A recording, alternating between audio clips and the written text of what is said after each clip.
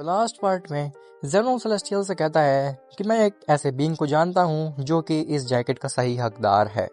Celestial जेनो से पूछते हैं आखिर वो कौन है। अब उसके आगे, लेकिन उससे पहले तुम वीडियो को लाइक करो, और अगर तुम्हें ऐसी ही स्टोरी सुनना पसंद है तो चैनल को भी सब्सक्राइब कर लेना ताकि आगे आने वाली वीडियोस तुम्हें सबसे पहले मिल सके। खैर, तो सेलेस्टियल जेनो से पूछते हैं कि आखिर तुम किस बीइंग के बारे में बात कर रहे हो। तो जेनो बताता है कि वो एक फ्यूजन है जो कि बहुत ज़्यादा पावरफुल है।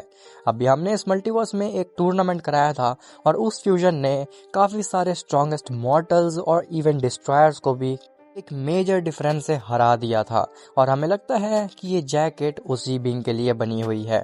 सेलेस्टियल्स कहते हैं अगर ऐसी बात है तो फिर ठीक है, हम उस बीइंग को इस मल्टीवर्स में लाने की कोशिश करते हैं ताकि उसको आसानी से रोका जा सके।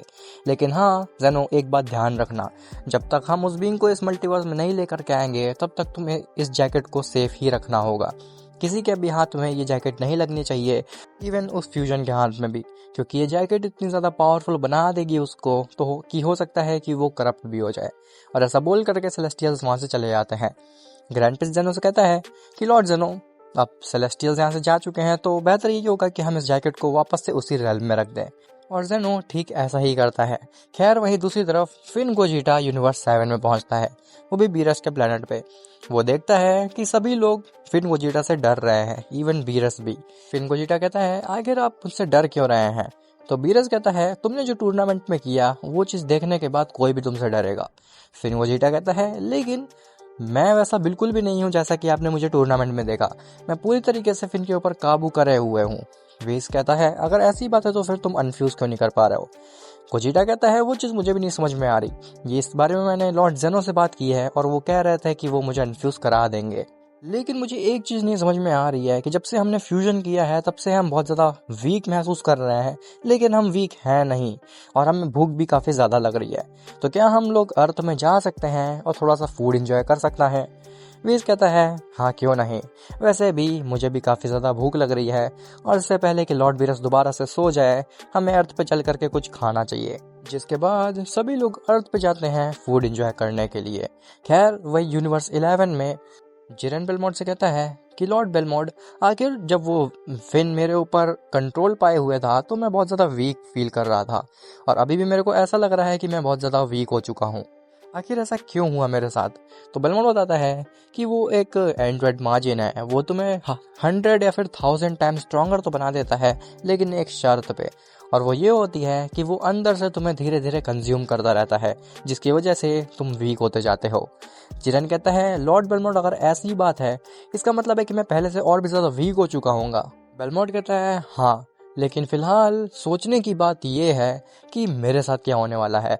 मैंने ही उस एंड्रॉयड मार्जिन को तुम्हारे अंदर डाला था, जिसकी वजह से अब वो फ्यूजन के अंदर है, और वो इतना पावरफुल है कि वो इस मल्टीवर्स को भी तबाह कर सकता है। तो मुझे नहीं पता कि लॉर्ड जेनो आखिर मेरे साथ क्या करने वाले हैं।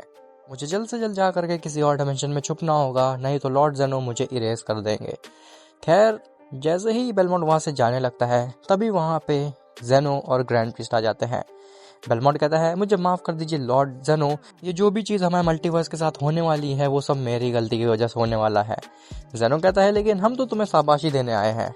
बेलमोंड कहता है आखिर ऐसा क्यों, क्या आपको मेरे ऊपर गुस्सा नहीं आ रहा कि मैंने उस मार्जिन की मदद ली थी जिरेन को ताकतवर बनाने के लिए, और अब मेरी ही वजह से वो उस फ्यूजन के अंदर भी जा चुका है जो कि बहुत ज़्यादा पावरफुल है।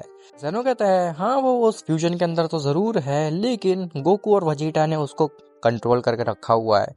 जिरेन कहता है नामुमकिन, उस फिन के ऊपर काबू कर पाना तो मेरे लिए भी काफ़ी ज़्यादा मुश्किल था, आखिर उन दोनों ने इतनी आसानी से कैसे उसके ऊपर काबू पा लिया। ग्रैंड प्रिंस कहता है ऐसा इसलिए हो पाया क्योंकि फ्यूजन के बाद जो उन दोनों की पावर लेवल है वो 10 टाइम्स इंक्रीज कर जाती है, और इसी वजह से वो उस फिन के ऊपर काबू कर पाए।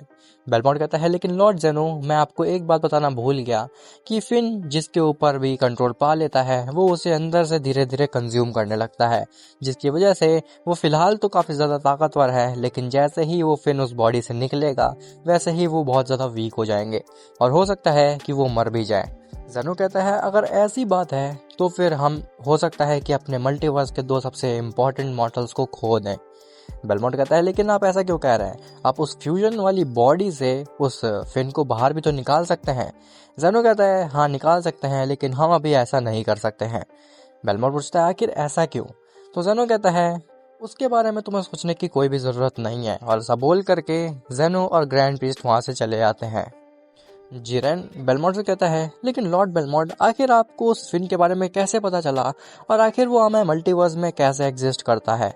तो बेलमोंट बताता है कि उसके बारे में मैं तुम्हें नहीं बता सकता जिरेन, लेकिन एक और बात है जो कि मैं लॉर्ड जेनो को बिल्कुल भी नहीं बताना चाहता, क्योंकि हो सकता है उसके बाद डेफिनेटली लॉर्ड जेनो मुझे इरेज कर दे।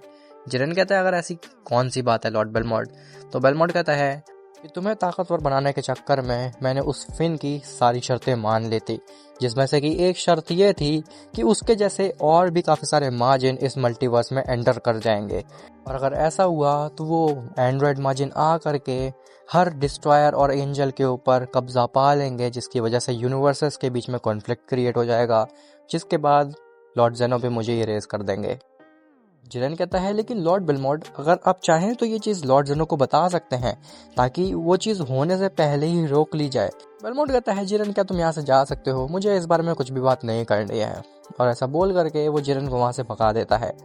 जिरेन को लगता है कि ये बात लॉर्ड बेलमोंट बताए ना बताए, लेकिन मुझे ज़रूर बतानी चाहिए, और जिसके लिए उसे दूसरे यूनिवर्सेस में जाना पड़ेगा, लेकिन आखिर वो वहाँ पे कैसे पहुँच पाएगा।